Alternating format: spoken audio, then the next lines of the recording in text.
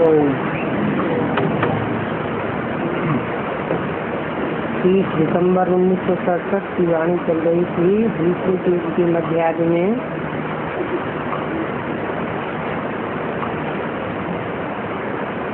जगन्नाथ भंडारे में चावल का हंडा चढ़ता है तो पक जाने पर 4 भाग हो जाते हैं।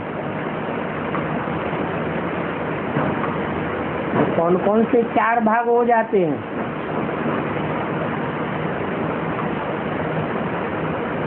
चावल माना क्या?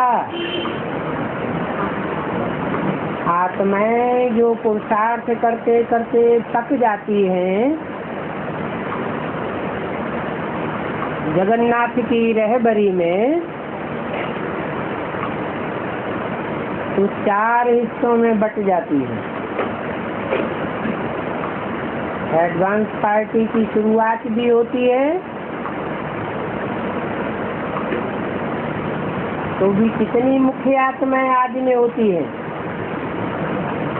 4 मुख्य आत्माएं, 4 धर्मों की 4 बीज रूप। अंत में भी ये पुरुषार्थ में परिपक्व होती है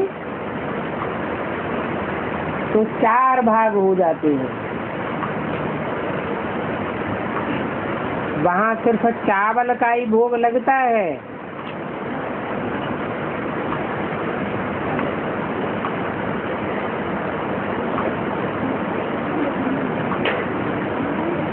क्योंकि अभी साधारण है ना,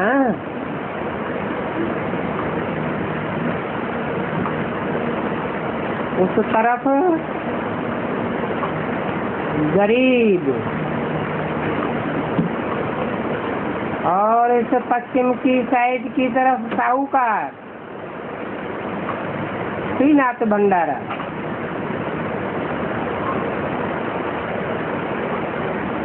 अभी तो देखो कितनी गरीबी है, खाने को भी नहीं मिलता है, और सतयुग में तो सब कुछ है।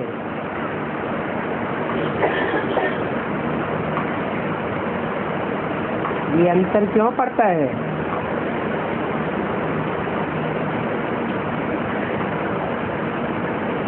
अभी और तभी। अभी माना कलयुग अंत और तभी माना सतयुग आदि।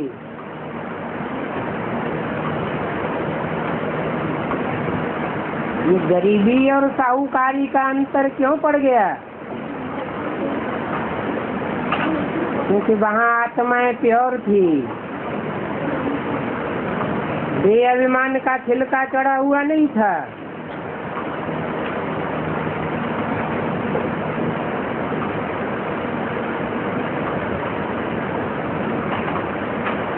तो बाबा तो बहुत मीठा है और वो तो है ही निराकार, और प्यार आत्मा को ही किया जाता है। शरीर तो जल जाता है।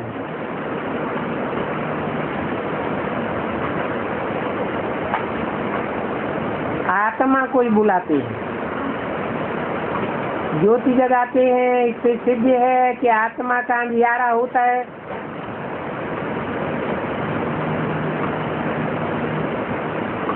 आत्मा है ही शरीर रहित सहित।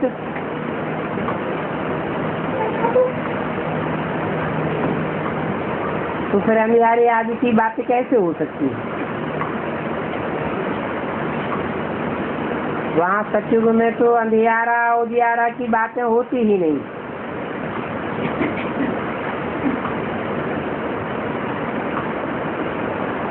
ये सब भक्ति मार्ग। आत्मा को अंधियारा कैसे होगा? वो तो एक शरीर छाया छोड़ जाए दूसरा लेती है। तो बाप कितना अच्छी रीति समझाते हैं, ये ज्ञान बहुत मीठा मीठा है। इस ज्ञान को आंखें खोल करके सुनना चाहिए।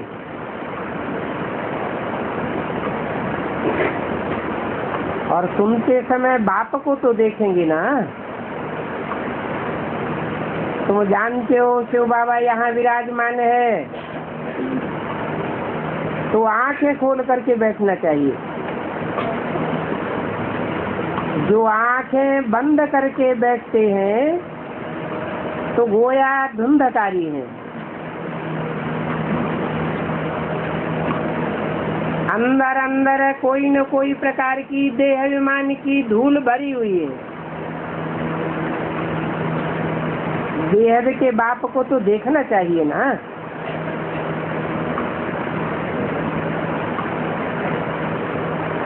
आगे बच्चियां बाबा को देखने से ही ध्यान में चली जाती थी,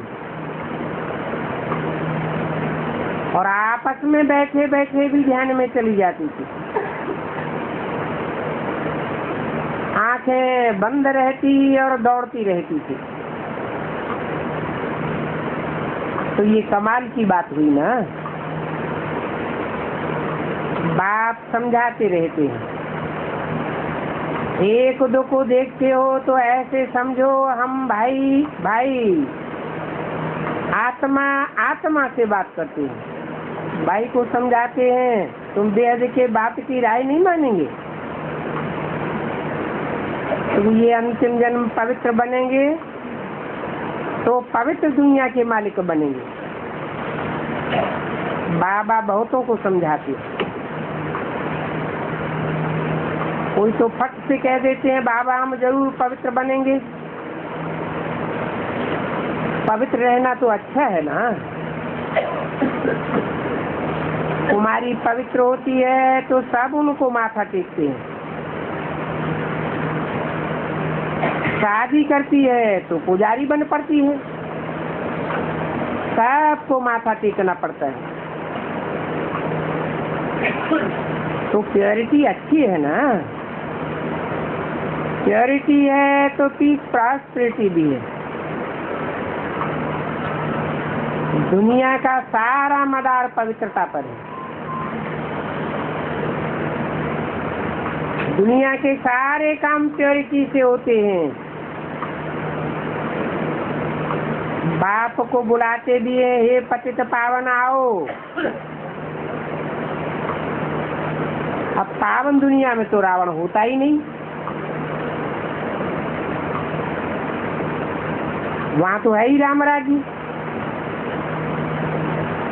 सभी खीर खंड होकर के रहते हैं। वहाँ धर्म का राज्य है। तो अधर्मी रावण कहाँ से आया? रामायण आदि कितना प्रेम से बैठ सुनाते हैं, और है सब झूठ। झूठ सुनने सुनाने में मनुष्यों को कितना मजा आता है। कहा जाता है सच है तो बिठो नच। बाबा आते हैं तो ये बच्चियां कैसे डांस करने लग पड़ती है। ये है खेल पाल, इसमें भी कुछ है नहीं। कोई कोई तो संशय में आ जाते थे। इसलिए बाबा ने वो खेल पाल भी बंद कर दिया। विघ्न तो पड़ते हैं ना। सत्य की बेड़ी का गायन है, लुढ़ेगी डुलेगी पर डूबेगी नहीं। और बाबा और भी कोई सत्संगों में जाने के लिए मना नहीं करते हैं।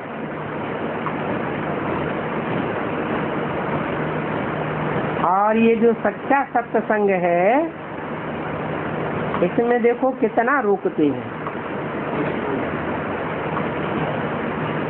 सच्चा बाप यहाँ ज्ञान देते हैं, और तुम बनते हो ब्रह्मा कुमार कुमारियां, क्योंकि तुमको ब्राह्मण तो जरूर बनना है। बाप है ईश्वर की स्थापना करने वाला। तो हम भी जरूर स्वर्ग के मालिक बनेंगे। हम यहाँ नरक में क्यों पड़े हैं? हेवनली गॉड फादर के बच्चे हैं तो नरक में तो नहीं होना चाहिए। ये पहले नंबर में जो स्वर्ग था तो अब आकर के नरक में पड़ा है।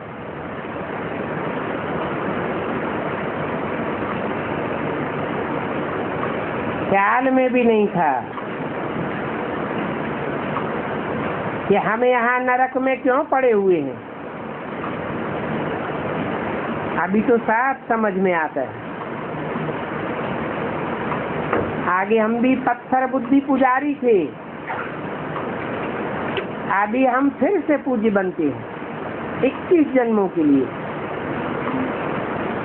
63 जन्म पुजारी बने, अभी फिर हम पूज्य स्वर्ग के मालिक बनेंगे। ये है ही नर से नारायण बनने की नॉलेज। भगवान वाक्य है, मैं तुमको राजाओं का राजा बनाता हूँ। जो पतित राजाएं होते हैं वो पावन राजाओं को नमन करते हैं। हर एक राजा के मंदिर में मंदिर जरूर होता था।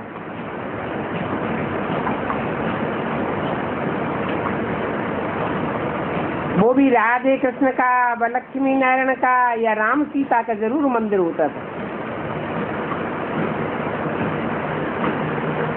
और आजकल तो गणेश का, हनुमान आदि का भी मंदिर बनाते हैं।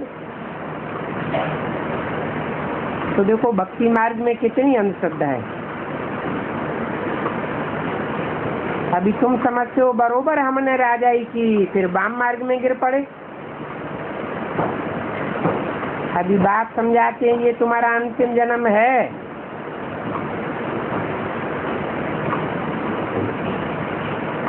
कहते हैं मीठे मीठे बच्चे, पहले तुम स्वर्ग में थे, फिर उतरते उतरते पट्ट में आए पड़े। तुम कहेंगे हम तो बहुत ऊंचे थे, अभी फिर बाप हमको ऊंच चढ़ाते हैं। हम हर 5-4 वर्ष बाद पढ़ते आए। उसको कहा जाता है वर्ल्ड की हिस्ट्री ज्योग्राफी रिपीट। बाप कहते हैं मैं तुम बच्चों को विश्व का मालिक बनाता हूँ, इसका सारे ही विश्व में तुम्हारा राज्य होगा। और दौर धर्म पिताएं भी आते हैं,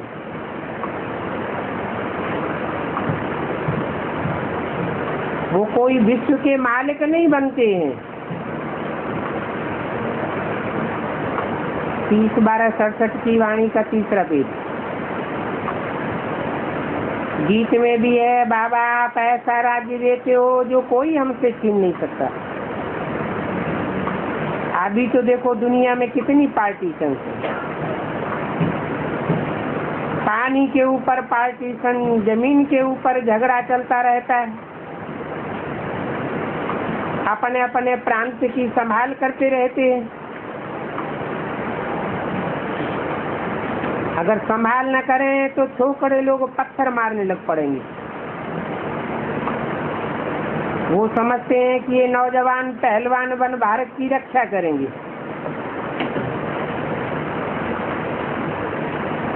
तो वही नौजवान अभी पहलवानी दिखाने लग पड़ते हैं।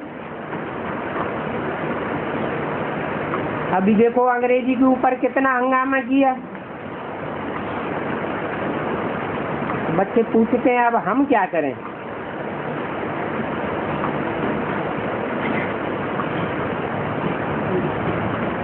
उनको सहयोग दे दें या क्या करें। बाबा ने कहा थोड़ा ठहरो तो सही, तुम अपना सब कुछ इंश्योर करा दो, तुम डरते क्यों हो। सबको प्यार से समझाओ। दुनिया की हालत देखो कैसी है। है ही रावण राज्य। बाप कहते हैं ये है ही आसुरी संप्रदाय। तुम तो अभी दैवी संप्रदाय बन रहे हो। देवताओं और असुरों की लड़ाई कैसे होगी वो तो कोई जानते नहीं।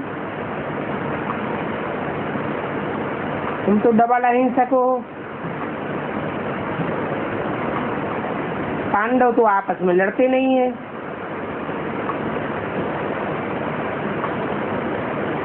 तो वो है डबल हिंसक और तुम हो डबल अहिंसक। देवताओं को भी डबल अहिंसक कहा जाता है। बाबा ने कहा है किसी को वाचा से भी दुख नहीं देना है। वाचा से दुख देना भी हिंसा है। तुम देवता बनते हो ना, तो हर बात में रॉयल्टी होना चाहिए। खान पान आदि न बहुत ऊंचा और न बहुत हल्का, एक रस चलना चाहिए। राजाओं आदि का बोलना बहुत कम होता है और प्रजा का भी राजाओं में बहुत प्यार रहता है। यहाँ तो देखो क्या लगा पड़ा है, कितना आंदोलन करते रहते हैं। तो बाप कहते हैं जब ऐसी हालत हो जाती है तो मैं आकर के विश्व में शांति स्थापन करता हूँ। और गवर्नमेंट समझती है सभी मिलकर के एक हो जाए। बल सभी ब्रदर्स तो हैं, परंतु ये तो खेल है ना। बाप बच्चों को कहते हैं तुम कोई फिक्र नहीं करो, अनाज की तकलीफ है। बाप कहते हैं 9 वर्ष के अंदर इतना अनाज हो जाएगा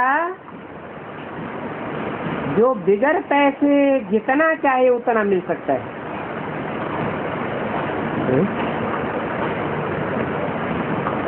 अब की बात है। 67 की वाणी है। 9 साल के बाद 76 में इतना भरपूर अनाज हो गया क्या कि बिना पैसे अनाज मिलता रहे? और ही महंगाई बढ़ गई और अनाज खाद वाला कीड़े से भरा पूरा मिलता है, जिसे खाने से बीमारियां ही बीमारियां पैदा होती हैं। तो भगवान बाप ने झूठ बोला क्या है? फिर है?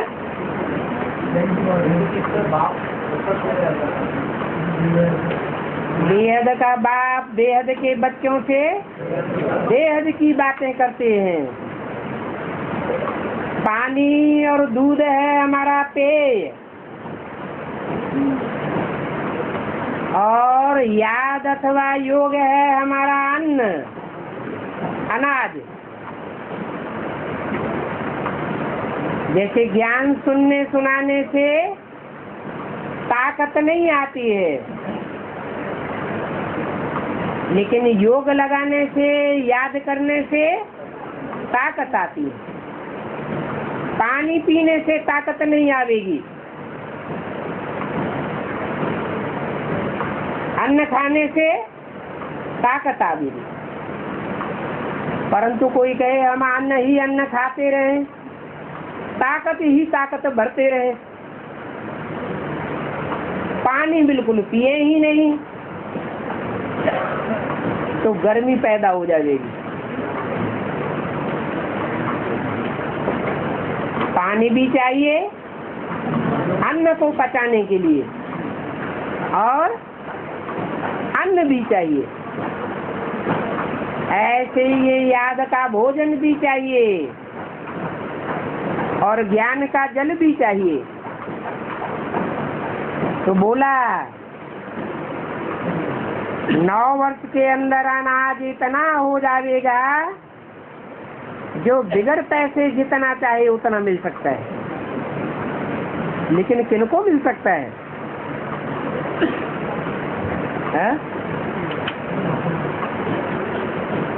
जिन्होंने बाप को पहचाना होगा उनको वो अनाज मुहैया मिल सकता है। जिन्होंने नहीं पहचाना उनको वो योग की खुराक नहीं मिल सकती। अभी हम वो राजधानी स्थापन कर रहे हैं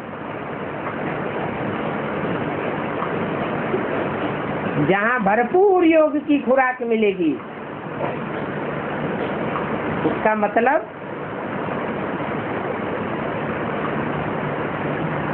76 से पहले अकाल पड़ रहा था क्या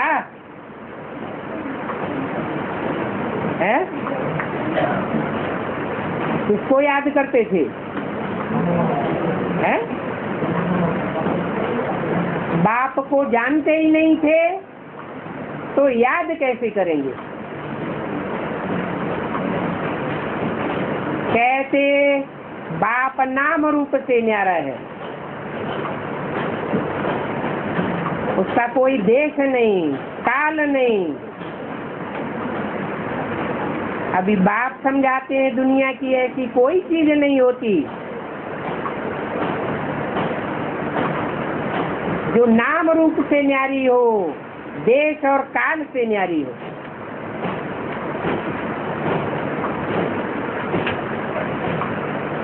अभी वह बाप राजधानी स्थापन कर रहे हैं। बाप हमारी हेल्थ को ऐसा बनाए देते हैं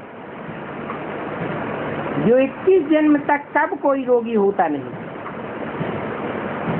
गारंटी है।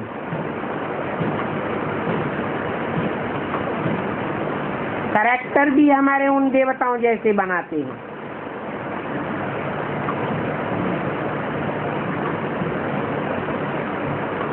तो देखो जैसा जैसा होगा वैसा ही समझा सकते हैं। किसी से समझाना चाहिए, परंतु पत्थर बुद्धि समझते ही कहाँ हैं। ओपिनियन में बहुत अच्छा लिखते हैं, परंतु खुद समझते नहीं है। अरे तुम भी समझो ना। तो कहते हैं हमको तो फुर्सत ही कहाँ है।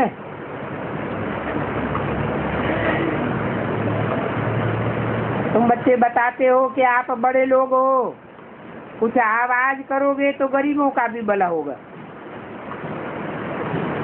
बाप समझाते हैं अभी सात के सिर के ऊपर काल खड़ा हुआ है। आज कल करते करते काल खा जाएगा। तुम कुंभकर्ण के मिसल बन पड़े हो। बच्चों को समझाने में बड़ा मजा भी आता है। बाबा ने ही ये चित्र आदि बनवाए हैं। दादा को भी इन चित्रों आदि का ज्ञान थोड़े ही था।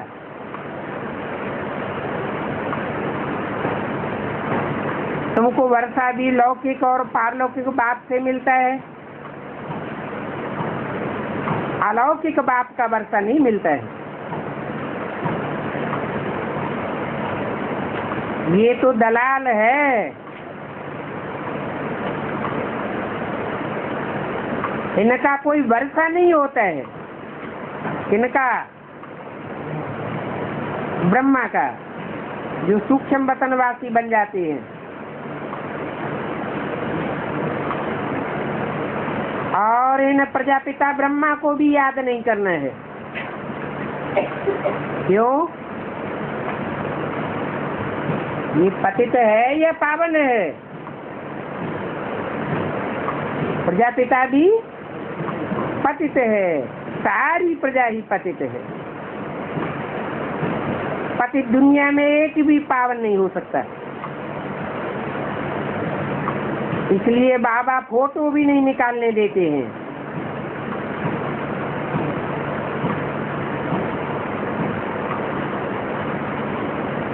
कहते हैं मेरे से तो तुमको कुछ भी मिलता नहीं।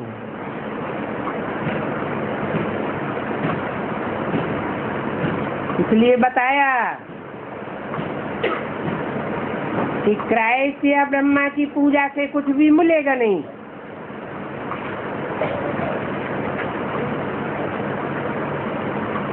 मैं भी पढ़ता हूँ।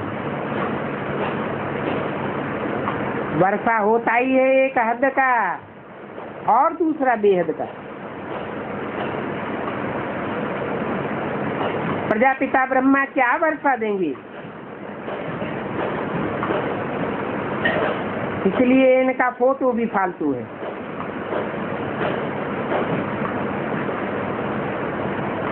जो फोटो निकालते रहते हैं वो मुफ्त में अपना कल्याण करते हैं।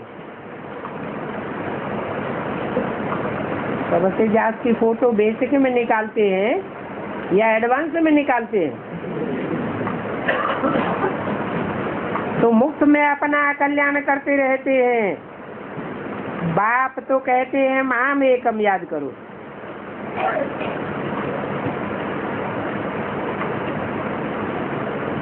इस रथ को तो याद नहीं करना है ना। तो बाबा कहते हैं फोटो देख करके कहाँ फंस न पड़े।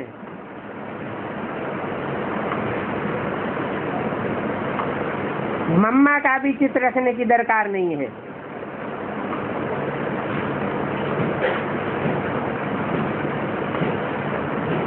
परंतु कोई मम्मा के मुरीद, कोई बाबा के मुरीद, क्यों बाबा को कोई पूछता ही नहीं। वास्तव में तो मम्मा भी कहती थी बाप को याद करो। मेरे को याद करने से कुछ भी नहीं मिलेगा। बाप को याद करेंगे तो विकर्म विनाश होंगे। ऊंच से ऊंच को याद करना चाहिए और ऊंच से ऊंच भगवान को ही कहा जाता है। वो भगवान बाप आत्माओं को बैठ समझाते हैं।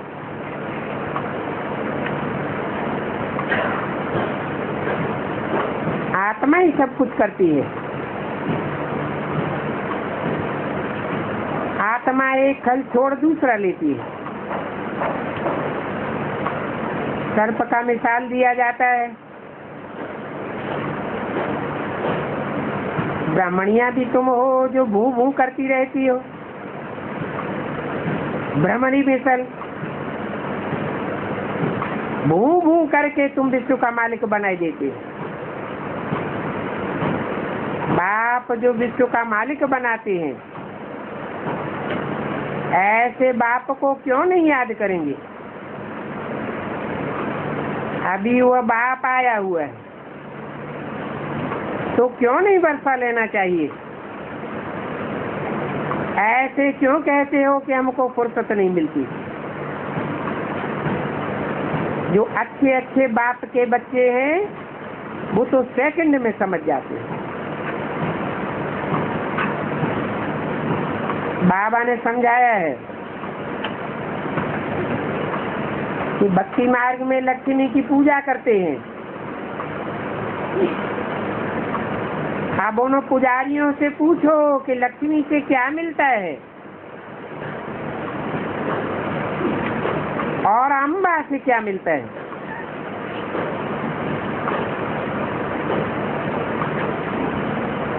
लक्ष्मी तो हुई देवता,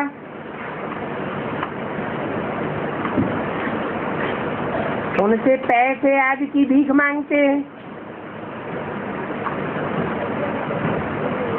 और अम्बा तो विश्व का मालिक बनाती है। सब प्रकार की मनोकामनाएं पूरी करती है।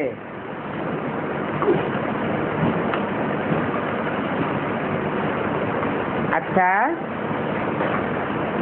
बच्चों को याद प्यार गुड मॉर्निंग। ओम सर छोटा सा रात्रि क्लास है। 30/12/67 का। इस ज्ञान मार्ग में वास्तव में बाप से प्रश्न पूछने का उठना नहीं चाहिए। बाप तो सब कुछ युक्ति अपने आप ही बताते रहते हैं, जिन युक्तियों से सब प्रकार के प्रश्न दूर हो जाते हैं।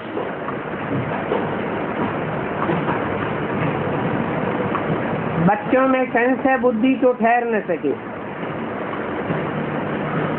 बाप के लिए तो निश्चय है कि हमारा बाप है। हेवनली गॉड फादर है तो स्वर्ग की स्थापना तो जरूर ही करते हैं ना। वो बाप ही हमको समझा देंगे और क्या। बाप ही हमारा टीचर है तो पढ़ाई में लग जाना चाहिए। और पढ़ाई में योग ही मुख्य है। कितने सब्जेक्ट हैं पढ़ाई में? 4 सब्जेक्ट हैं, ज्ञान, योग, धारणा और सेवा। और उसमें मुख्य क्या है? योग मुख्य है। और योग से ही पाप कटते हैं। ज्ञान से कोई पाप नहीं कटते हैं।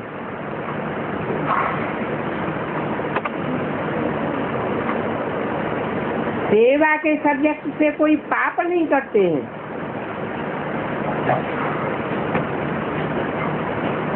पढ़ाई से तो दर्जा प्राप्त होता है, पाप कटने की बात नहीं है।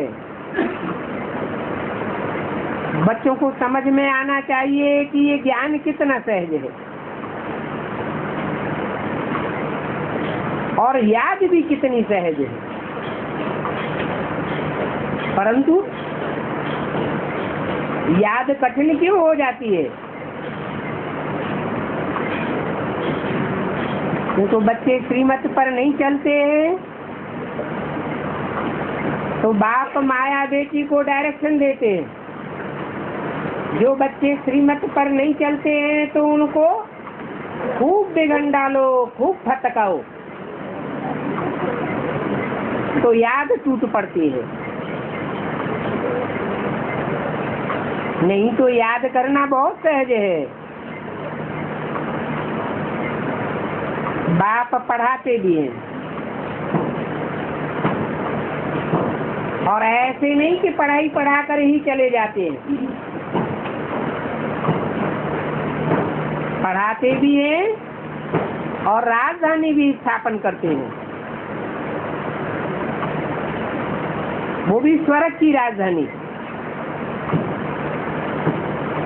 स्वर्ग का उद्घाटन तो बाप के सिवाय और कोई कर भी नहीं सकता है।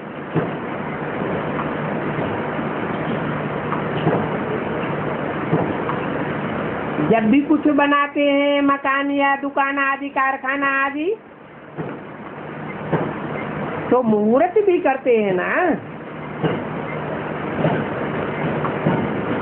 ये भी स्थापना तो हो गई, फिर है मेहनत करना और वर्षा पाना। साक्षात्कार तो होना ही है। कोई भी बात पूछने का नहीं रहता। बाप से तो जरूर वर्षा मिलना है। बाकी ऊंच पद पाने के लिए ये गुप्त मेहनत करनी होती है। सिर्फ 7 दिन का कोर्स लेकर के फिर कहाँ भी रहे, कहाँ भी चला जाए। मिलिट्री वालों के लिए तो बस एक ही अक्षर काफी है। गीता में भी लिखा हुआ है, युद्ध के मैदान में जो मरेंगे वो स्वर्ग में जाएंगे।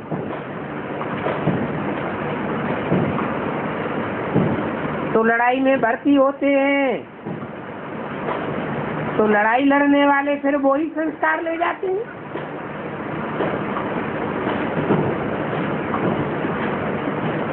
फिर जाकर के लड़ाई में भर्ती होते हैं। वास्तव में ये है अहंकार की लड़ाई।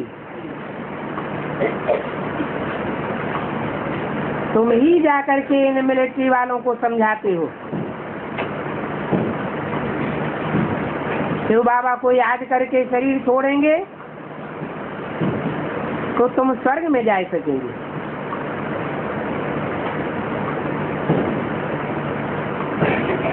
सदगति तो सबकी होती है।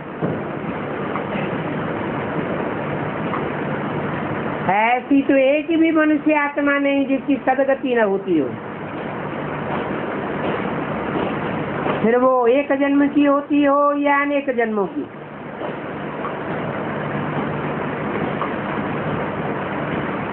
और सदगति पाने के लिए भारत खंड ही बड़े से बड़ा तीर्थ स्थान है।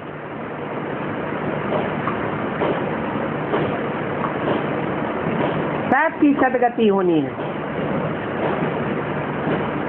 तो इसमें कोई प्रश्न नहीं उठना चाहिए।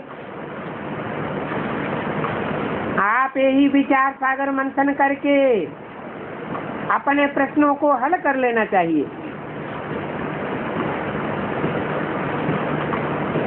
विश्व को तुम अगर पवित्र बना सकते हो तो थोड़ा बहुत खान पान की क्या बात है।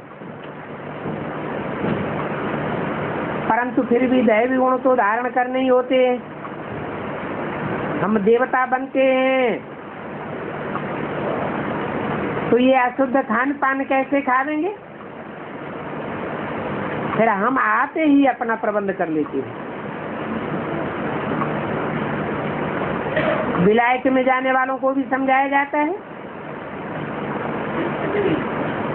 बाकी थोड़ा रोज के मुसाफिर हैं, सब आत्माएं ऊपर से आती हैं, फिर ऊपर में ही चली जाएंगी।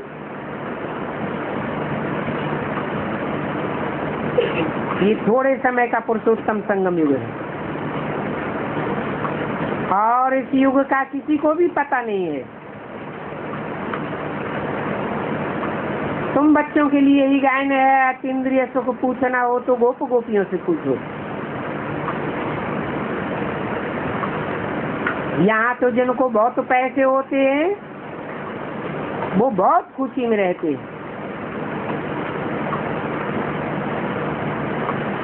पढ़ाई होती है सर्विस ऑफ इनकम।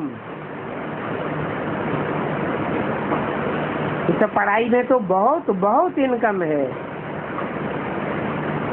क्योंकि इस पढ़ाई को ऊंचे से ऊंचे बाप पढ़ाते हैं। पढ़ाई भी ऊंचे से ऊंचे है।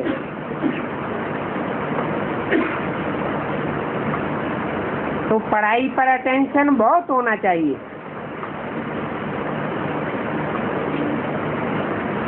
कौन सी पढ़ाई पर? जो पढ़ाई बाप आकर पढ़ाते हैं उसमें बहुत अटेंशन होना चाहिए।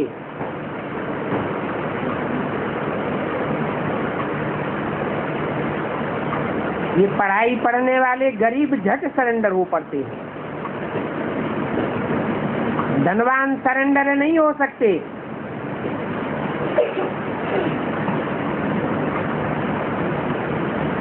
लड़ाई होती है उसमें भी तो खर्चा होता है। यहाँ तो वो खर्चे आदि की कोई बात नहीं है। गरीबों के पाई पैसे से ही सब स्थापना हो जाती है।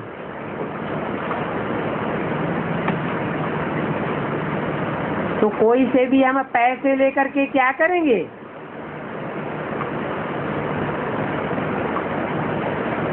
बहुत पैसे ले लेंगे तो वो काम में ही नहीं आवेंगे। बाप तो अच्छा व्यापारी है,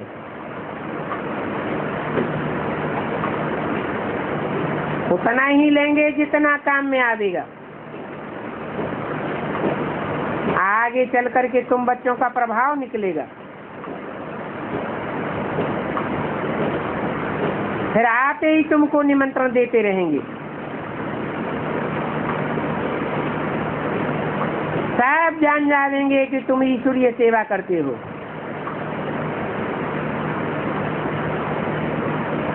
अभी तो इस दुनिया में है माया का पंप। कोई तेज बुद्धि वाले होते हैं तो झट समझ जाते हैं। ये ज्ञान तो बिल्कुल ठीक है। बाप को याद करने से पवित्र बन जाएंगे, चक्र को याद करने से चक्रवर्ती राजा बन जाएंगे, बाद में साहूकारों को बाबा सरेंडर नहीं होने देंगे।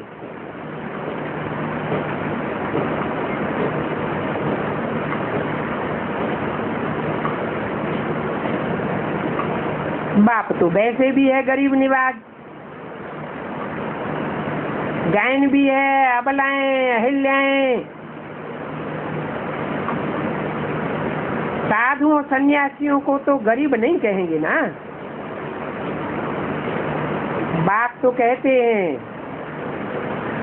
कि मैं तो कल्प कल्प आता हूँ, ये खेल है। इसको चाहे खेल कहें चाहे स्टोरी कहें। सुनाते हैं कि आगे आगे एक राजा था,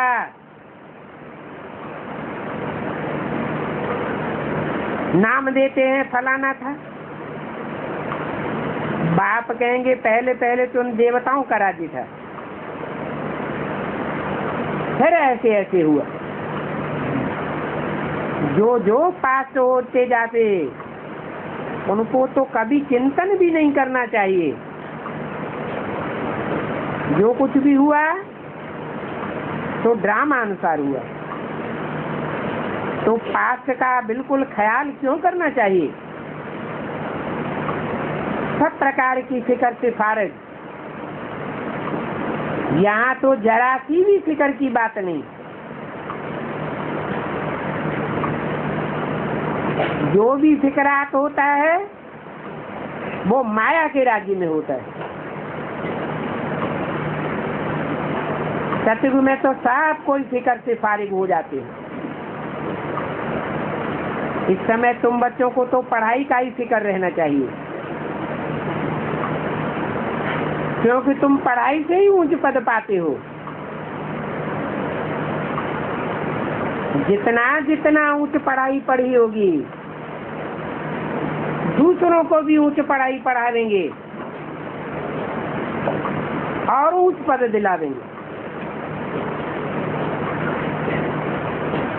जो भी तुम्हारा वर्षा है वही तुम लेते हो,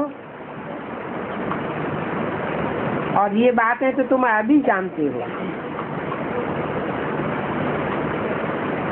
सतयुग त्रेता कितना समय है इस दुनिया में तो किसी को पता नहीं है। वो तो और ही गपोड़े मारते रहते हैं।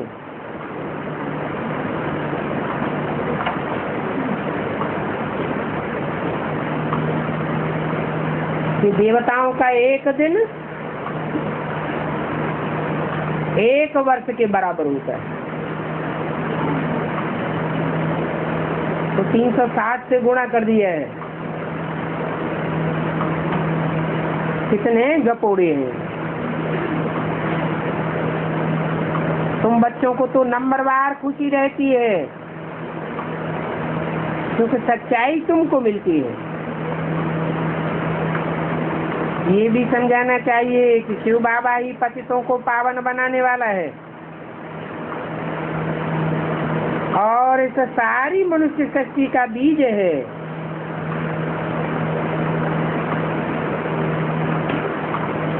चैतन्य है, नॉलेजफुल है।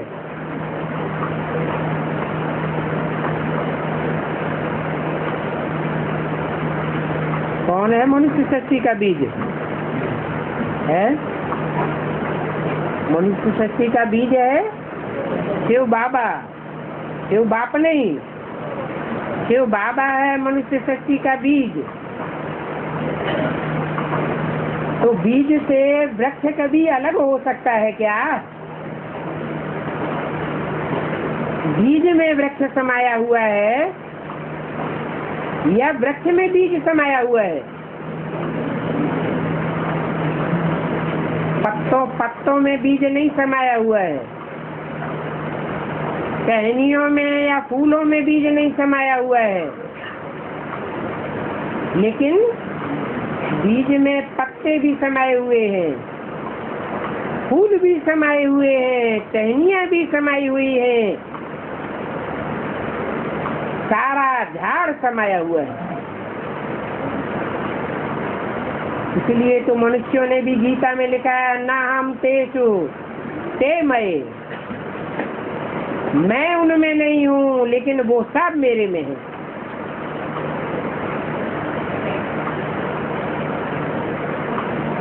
तो बात ही अर्थ बताते हैं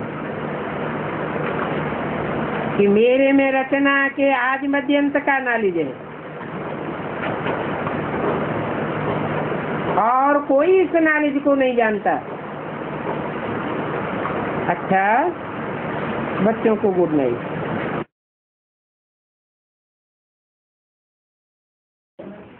जो हिम्मतवान बच्चे हैं उनका उतरना नहीं कहा जाता। उतरते तो हैं थोड़े टाइम के लिए, परंतु अंदर से हिम्मत भरी हुई है तो उतरना नहीं है। परंतु जब बाप नहीं होते हैं 2500 वर्ष के ब्रॉड ड्रामा में, तब उतरना ही उतरना होता है, चढ़ने की तो बात ही नहीं। बात ही आकर के सबको चढ़ाई देते हैं।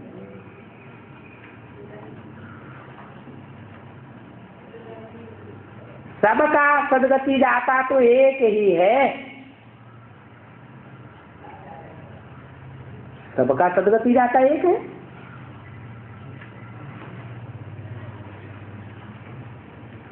सबका कैसे होगा?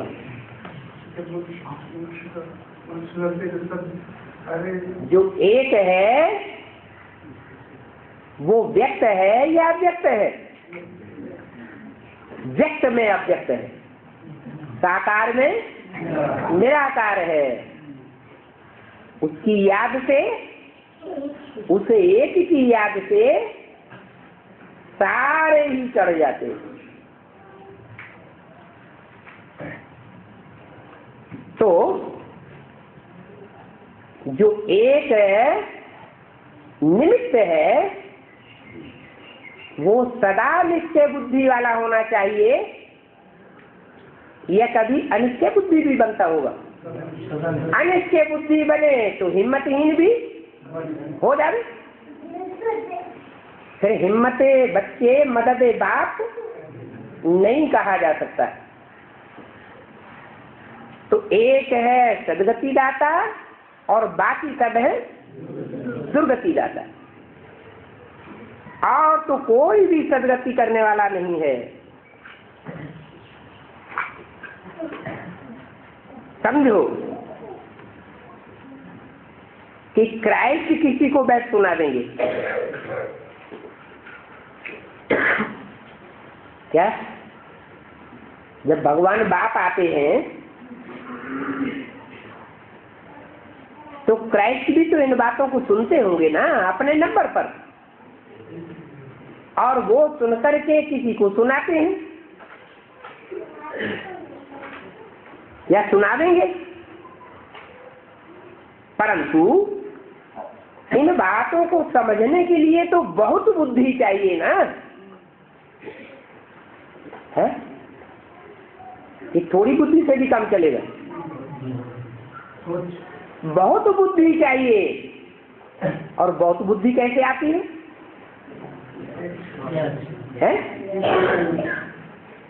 बहुत बुद्धि कैसे आती है? जो बुद्धिमानों की बुद्धि बाप है, उस बाप को जिन्होंने याद किया है, प्रैक्टिस की है। मान लो सत्य की शूटिंग होती है।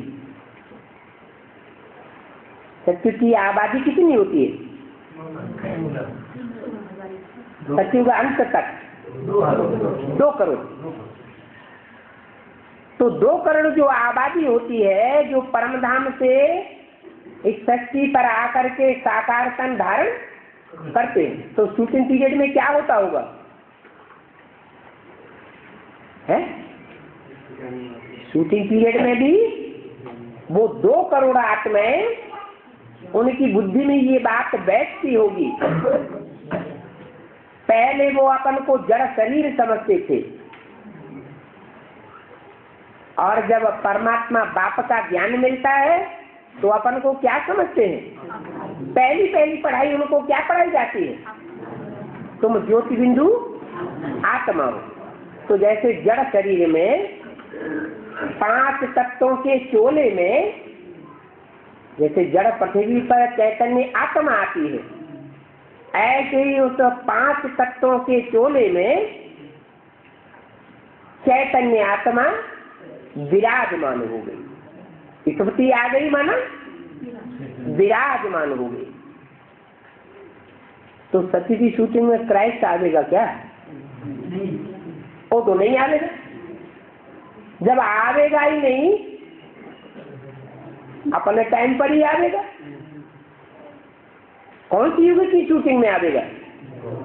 द्वापर की शूटिंग में आवेगा। तो इतना लंबे समय की जो प्रैक्टिस है, कौन सी प्रैक्टिस है? अपन को आत्मा ज्योति बिंदु समझना और बाप को ज्योति बिंदु समझना, बेसिक नॉलेज है। फाउंडेशन पक्का करने की बात है।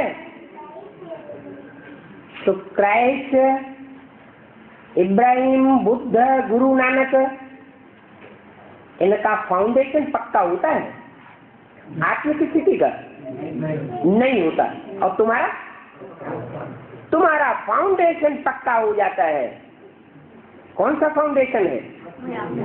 मैं आत्मा ज्योति बिंदु, मेरा आत्मा का बाप भी ज्योति बिंदु। तो तुम्हारी बुद्धि विशाल हुई या उनकी बुद्धि विशाल होगी? तुम्हारी बुद्धि विशाल हो जाती है। तुम प्रैक्टिस करते हो, मैं आत्मा ज्योति बिंदु। और तुम्हारे में भी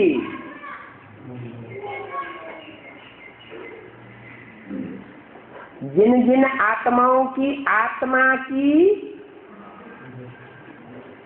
सुई की कट उतरती है, बिंदु को याद करते करते, बेसिकली माने देवभान भूलता है। कौन सी कट है? देवभान की कट है। देवभान भूलता है तो उनको बाप डायरेक्ट पढ़ाई पढ़ाना शुरू कर देता है। क्या? किनको शुरू करता है? जिनकी आत्मा की सुई की कट उतरती है, उनको बाप डायरेक्ट पढ़ाई पढ़ाना शुरू करता है। उससे पहले इनडायरेक्ट ब्रह्मा के द्वारा, ब्रह्मा कुमार कुमारियों के द्वारा पढ़ाई पढ़ते थे कि डायरेक्ट पढ़ते थे? ब्रह्मा माने माँ, माता के रूप से पढ़ते थे। माता गहरी पढ़ाई पढ़ाएगी या बेसिक पढ़ाई ही तक पढ़ाएगी? माँ बेसिक पढ़ाई पढ़ाती है। हायर क्लास की पढ़ाई माँ नहीं पढ़ा सकती। तो तुम बच्चों को तो हायर पढ़ाई पढ़ाने वाला हाईएस्ट सुप्रीम टीचर मिलता है डायरेक्ट। तो पहले तुमको मिलता है या पहले उन्हें क्राइस्ट, बुद्ध आदि को मिलता है? तो पढ़ाई में भी तुम आगे चले जाते हैं, आत्मिक स्थिति की प्रैक्टिस में भी आगे जाते हैं। क्या सब एडवांस पार्टी की आत्माएं आगे जाती हैं? नहीं, जो भी एडवांस में है वो सब सच्ची शूटिंग की, एडवांस की पढ़ाई सब पढ़ती हैं क्या? वो बेसिक की पढ़ाई सब पढ़ती हैं क्या? नहीं पढ़ती? पूर्व जन्म में नहीं पढ़ी? अच्छा हाथ उठाओ, पूर्व जन्म में बेसिक पढ़ाई किसने किसने नहीं पढ़ी? हाथ तो कोई नहीं उठा रहा है। समझदार हाथ उठाने की बात नहीं, बुद्ध रूपी हाथ उठा हुआ है।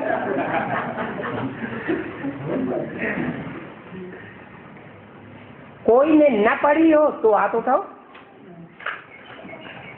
पूर्व जन्म में मैं आत्मा ज्योति बिंदु हूँ, ये पढ़ाई जिसने न पढ़ी हो वो हाथ उठाओ। है? सबने पढ़ी। अच्छा, इसका मतलब ये हुआ कि सतीवी शूटिंग की प्रैक्टिस जो भी देवता बनने वाली आत्माएं हैं उनकी पक्की है। तो बिंदु को याद करने से बुद्धि सूक्ष्म बनती है या स्थूल बनती है? सूक्ष्म बुद्धि बनती जाती है। तो तुम जाति बुद्धिमान बनते हो। सूक्ष्म में ज्यादा ताकत होती है या स्थूल में? सूक्ष्म में ज्यादा ताकत होती है। तुम बहुत शक्तिशाली बुद्धि वाले बन जाते हो और वो इतना गहराई का ज्ञान धारण कर ही नहीं सकते। अच्छा, उनकी बात छोड़ो। इब्राहिम, बुद्ध, क्राइस्ट जो द्वापर कलयुग में आते हैं, वो जिनमें प्रवेश करते हैं, क्या ऊपर से आकर जिनमें प्रवेश करते हैं, वो इस ज्ञान को पूरा गहराई तक उठाते हैं? क्यों नहीं उठाते? आधारभूत है। तो क्या हुआ?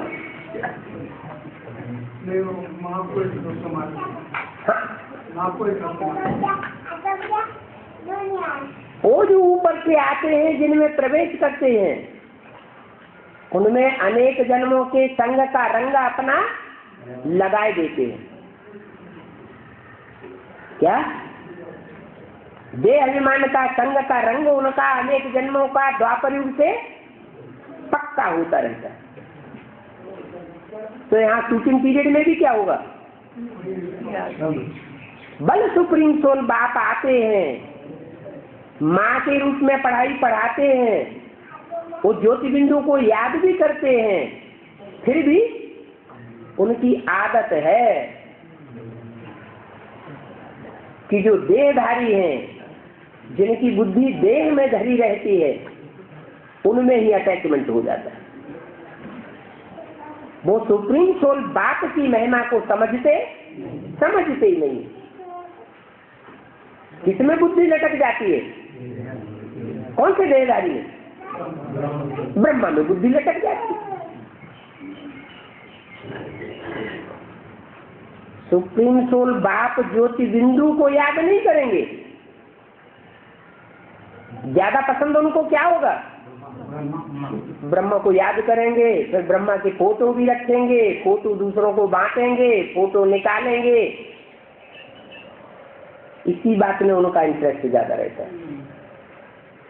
बल सुप्रीम सोल बाप रोज बोलते रहे, रोज फरमान जारी करते रहे कि ब्रह्मा का फोटो नहीं रखना है, फिर भी नाफरमानी क्यों कर देते हैं?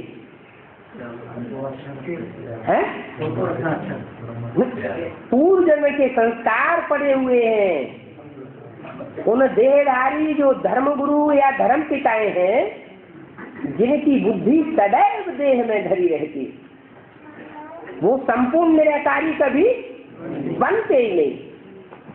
अगर संपूर्ण निराकारी धर्म पिताएं बन जाएं तो कौन सी युग में आ जाएंगे? सच्ची की आज में आ जाएंगे। तो उनके संग का रंग अनेक जन्मों का लगा हुआ है, तो वो आदत पक्की है कि देहधारी ब्रह्मा में उनकी बुद्धि जुट जाती है। और ब्रह्मा को बाबा बच्चा कहते हैं, बेबी बुद्धि। तो ब्रह्मा की ही बेबी बुद्धि, तो उसमें जिनका अटैचमेंट हो जाता है उनकी भी बेबी बुद्धि। ब्रह्मा का जो असर होगा ब्रह्मा को फॉलो करने वालों का भी वही असर होगा। तो बोला समझो कि क्राइस्ट आज किसी को बैठ सुना देंगे, परंतु इन बातों को समझाने के लिए तो बहुत बुद्धि चाहिए। माना क्राइस्ट आज की बुद्धि इतनी पावरफुल निराकारी स्टेज धारण नहीं करती, सूक्ष्म बुद्धि नहीं बनती। तो वो जिनमें प्रवेश करते हैं उनकी भी बुद्धि इतनी पावरफुल नहीं बनती। भल वो ब्रह्मा की गोद में पलते हैं, बाप का ज्ञान भी सुनते हैं ब्रह्मा के द्वारा इनडायरेक्ट, परंतु इनडायरेक्ट सुनाने वाले को कैच उनकी बुद्धि नहीं करती। इसलिए वो साकार में गीता का भगवान किसको समझ लेते हैं? ब्रह्मा को ही गीता का भगवान समझ लेते हैं। उनकी बुद्धि में बैठता ही नहीं कि बाप बाप बन करके इस सृष्टि पर कल्याण करते हैं। उनके 3 रूप हैं, परंतु 3 रूपों में पार्ट बजाते हुए भी वो रूप स्वरूप एक ही है और एक ही पर्सनालिटी है। बाप के रूप में भी पार्ट बजाते हैं उसी पर्सनालिटी द्वारा, टीचर के रूप में भी पार्ट बजाते हैं, और शंकर के वो सदगुरु के रूप में भी पार्ट बजाते हैं। बाप टीचर सदगुरु एक ही है, ऐसे नहीं 3 पर्सनालिटी अलग अलग है।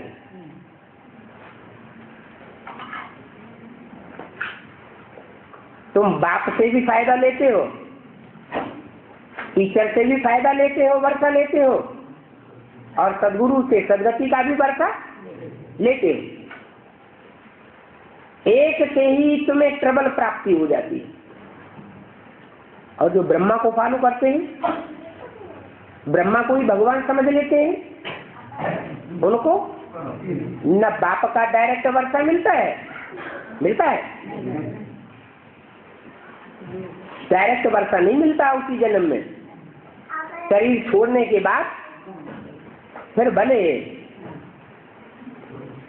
प्राप्ति करते हैं। जिस धर्म के आधारभूत बनना होगा उसी नंबर पर सत्युग में आ गए। लास्ट धर्म पिता का आधारभूत बनना होगा या लास्ट धर्म पिता का संग का रंग जाति लिया होगा, तो सत्य के लास्ट में आ गई कि पहले आ जा गई, लास्ट में ही आ गई। इसलिए बोला ये बातें बहुत सूक्ष्म हैं जो बाप समझाते हैं, इनके लिए तो बहुत बुद्धि चाहिए। सारा दिन ही इस विचार सागर मंथन में लगे रहना चाहिए। मना जिस समय की इस समय संगम युग में बहुत वैल्यू है, वो समय और बातों में गवाना नहीं चाहिए। तुमको तो नई नई युक्तियां, नित नई युक्तियां बाप समझाते हैं, रोज नए नए पॉइंट देते रहते हैं। तुमको तो नई नई पॉइंट निकालते ही रहना है। सिर्फ बाबा की ही बात नहीं है कि बाबा ही नए नए पॉइंट निकाल सकते हैं ज्ञान के। तुम भी नए नए ज्ञान के पॉइंट निकाल सकते हो। मेहनत करनी है, विचार सागर मंथन करना है, पॉइंट्स अथवा रतन निकालने हैं। बैठ करके विचार सागर मंथन करो। क्या बाप जो रतन देते हैं उन रतनों की गहराई में जाओ। जैसे वो हीरा घिसू होते हैं, क्या करते हैं? पहले तो ये हीरे की इतनी वैल्यू नहीं होती है, फिर जब घिसते हैं तो हीरे की बहुत बहुत वैल्यू हो जाती है। तो ऐसे ही ये ब्रह्मा मुख से निकाली हुई ज्ञान की बातें हैं, ज्ञान के पॉइंट हैं। तो ब्रह्मा और ब्रह्मा कुमार कुमारी भले न समझे, क्योंकि बच्चा बुद्धि है, और तुम तो बाप के डायरेक्ट बच्चे बनने वाले हो। तुम्हारी तो शरीर बुद्धि है, तुम विचार सागर मंथन कर सकते हो। जिसने रसगुल्ला खाया होगा वही रसगुल्ले को याद करेगा ना, जिसने खाया ही नहीं वो याद करेगा। तुमने कल्प कल्प सतयुग की नई जनरेशन का फाउंडेशन डाला है, तो नई दुनिया कैसे बनेगी ये तुम्हारी बुद्धि में आएगा, या ब्रह्मा के फॉलोअर्स की बुद्धि में आएगा? उनसे प्रश्न पूछो, वो कभी जवाब नहीं दे सकेंगे। तो विचार सागर मंथन करो और लिखो, फिर लिखे हुए को देखो कि कौन सी अच्छी वाली पॉइंट उस लिखत में हमने मिस कर दी। इसको ही विचार सागर मंथन कहा जाता है। ओम शांति।